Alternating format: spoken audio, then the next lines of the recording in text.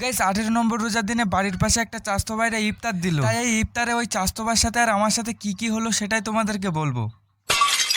Guys দুপুরে জোহরের নামাজ পড়ে বাড়ি এসে একটু হালকা করে বসে ফোন দেখছিলাম। ফোন দেখতে দেখতে হঠাৎ করে আমার ফোনে একটা চাস্তো ভাইয়ের কল এলো। হ্যালো কে? আরে কে মানে? আমি তো চাস্তো ভাই বলছি। আরে চাস্তো ভাই বলো। আমাকে যেন তোকে ডাকতে না হয়, এক্ষুনি চলে আয়, না হলে যেতে হলে কিন্তু। আরে আরে আরে যাচ্ছি এক্ষুনি যাচ্ছি। গাইস চাস্তো ভাই ডাকতে আমি আর দেরি করলাম না, আমাদের বিল্ডিং থেকে নেমে চলে গেলাম সেই চাস্তো ভাইয়ের বাড়িতে, যেখানে ফলমূল কাটা এবং রান্না বান্না হচ্ছিল। তারপরে ওখানে গিয়ে দেখলাম আরে সালা, এটা তো সেই চাইনিজ রান্নি, যাকে আমরা 3 কোটি টাকা দিয়ে অর্ডার দিয়েছিলাম ফ্লিপকার্টে ইফতারের ঘুগনি রান্নার জন্য। Guys, তারপরে ঘুগনি রান্নার কাজটা কমপ্লিট হয়ে গেলে আবার চালু হয়ে গেল আমাদের চপ ভাজার কাজ। চপ ভাজা দেখতে দেখতে একটু পাশে গিয়ে দেখলাম আরে আরে এটা তো সেই ক্যাম্পা, যেটা খেয়ে সবাই বলে ডর কে আগে জিত হে। তারপরে দেখলাম ক্যাম্পাটা ঠান্ডা করার জন্য একটা গরম গরম বরফের পাহাড় নিয়ে চলে এলো। গাইস বরফের পাহাড় দেখতে পেয়ে পাহাড় থেকে একটুখানি বরফ ভেঙে নিলাম। বরফটা নিয়ে হালকা করে একটু মুখে দিতে মাই গড এত গরম।